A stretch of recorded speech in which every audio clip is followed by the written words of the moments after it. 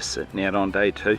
I'm just walking away from Saxon Hut now, heading down the track. I'm not going very far, just to Saxon Hut. It's only about 3.5 to 4 hours.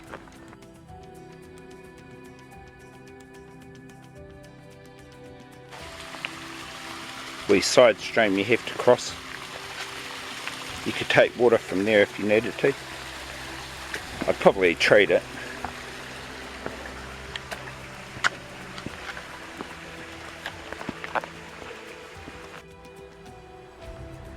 It's looking down the valley. That's the direction we're heading. Gouland Downs is just out of sight. It's about a maybe 40-minute walk to get there. Just crossing Ainslie Creek. It's the first bridge for today.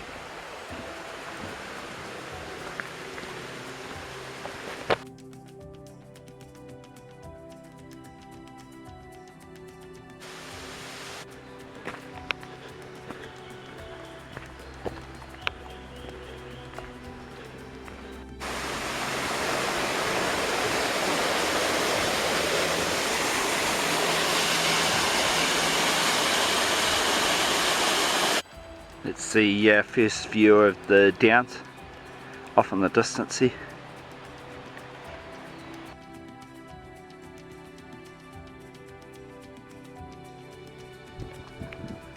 That's the first proper view of the Downs.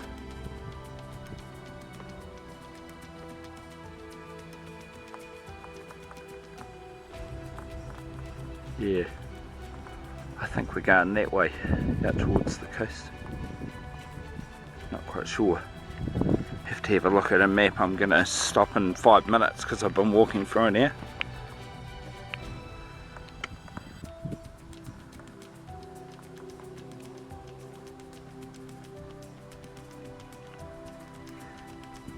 Such a change, isn't it, from the forest?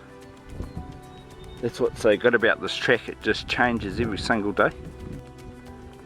There's a sign you're not going to see anywhere else in New Zealand. Beware of Takahe.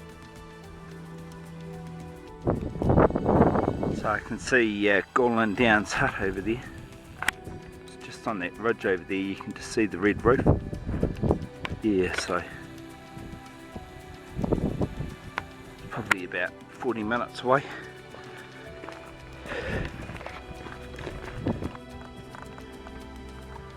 You can see the track down there heading off to the right.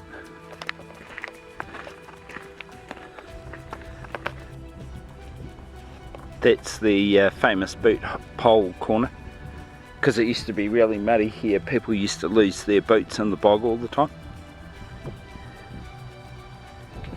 I don't know how you walk off the end of the track with one of your boots missing though. You'd have to bring a spare pair of boots just to put there. Another river crossing. This one could be a problem if it was raining, because it's relatively deep.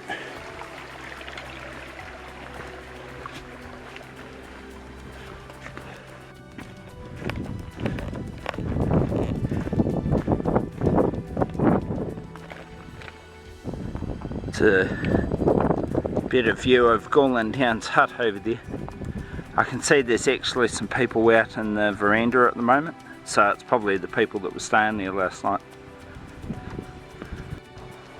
It's the bridge just before the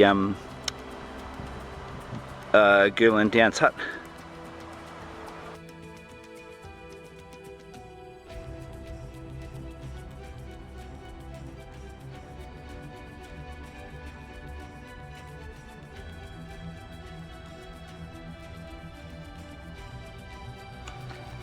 Just setting out from Saxon Hut. It's about an hour to an hour and a half. Sorry, not Saxon Hut, Gouland Downs hut. Yeah, so about an hour and a half maybe.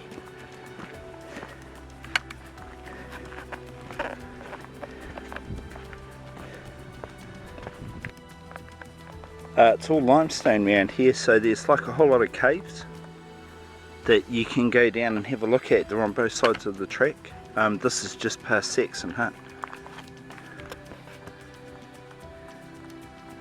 I won't go down there because I'm by myself. Probably not safe. If I hurt myself, like, nobody would know I was there.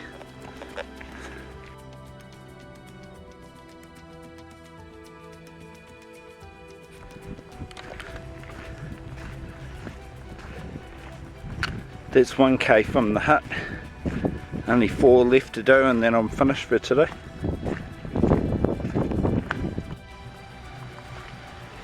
Just going over Shiner Brook.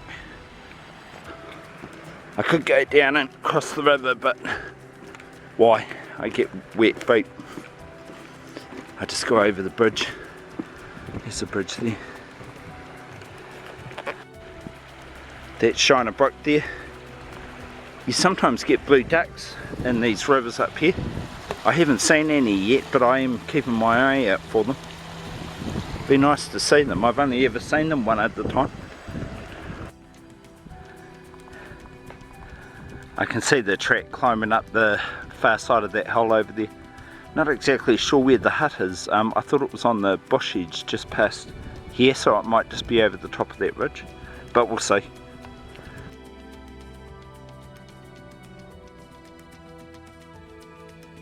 That's looking back the way that I've come. You've come down that valley there in between those two peaks. So Perry Settle Hut's up the top up there.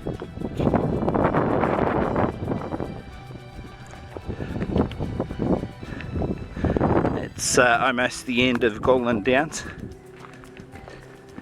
Then it's back into the forest. That's Big River Bridge. That's the first of 2 bridges that I have to cross on the way to Saxon Hut.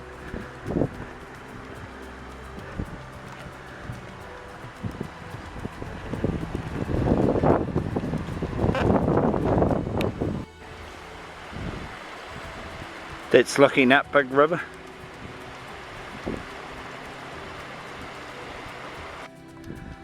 You can see the track there starts climbing up the hills.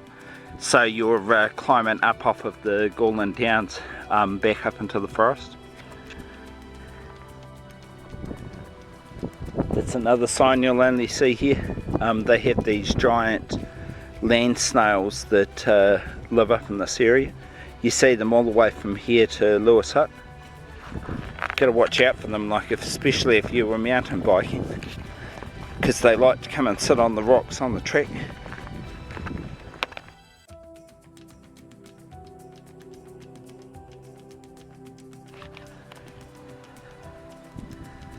So I'm about half an hour away from the hut. Just looking down on Gouland Downs there. There's a seat that I'm sitting on. I'll put a picture up to show it. Yeah, just having a break for 5 minutes. I can see that there's some clouds coming over Perry Saddle over there. I think that's the rain that's coming in. It's supposed to be here around about lunchtime, but I think it's going to be a wee bit early. But I'll be at the hut before it comes in, so that's good.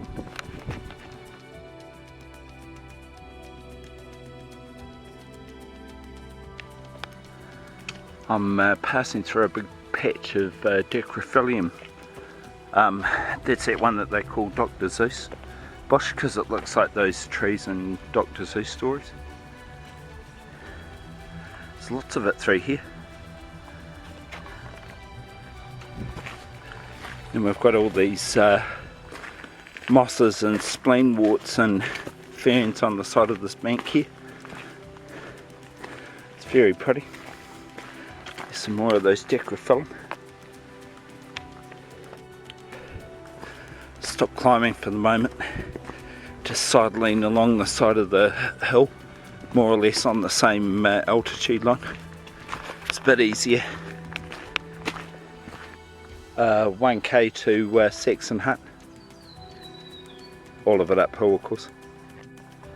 I can see Saxon Hut down there. It's probably about 500 metres away. There's Saxon Hut over there in the distance. It wasn't Saxon Hut I could see, it was the hut warden's quarters, which are up on a hill.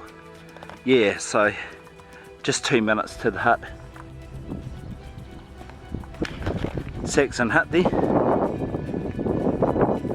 Last time I was here was in 1988, and that was for only about 5 or 10 minutes. Yeah.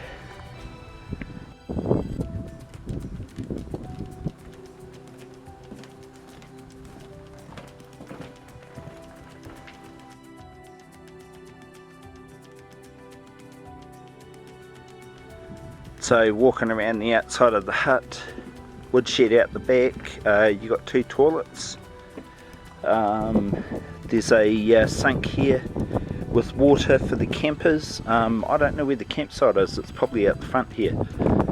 Yep, walking around the hut. So there's a veranda all the way around the hut. Very nice. Picnic table there. That thing there is for the mountain bikers to put their bikes in, just so they're not landing them against the hut and like damaging the hut. Yep. So there's a cutaway of their local version of a country hut. So you can see it's got traps on both sides.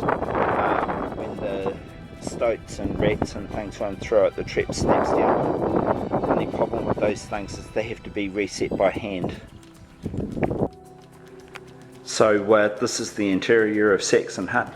It's more like a serviced hut rather than a Great Walk hut.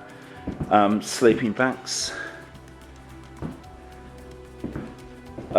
You've got your bench there. There's a few pots and pans. Tables for the people to sit on. And you've got a log burner here. Yep. Just a few things inside the hut. There's a map of this area, just all the normal stuff that you find in a backcountry hut. And then over here you've just got stuff that's particular to here.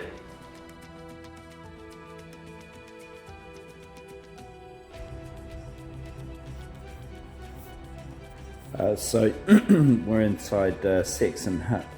Just looking at the things that you have in here. So there's a 4-burner gas stove, because there's not that many bunks in this hut, only 16 total. They have a few pots and pans there that you can use, including this, which is quite cool.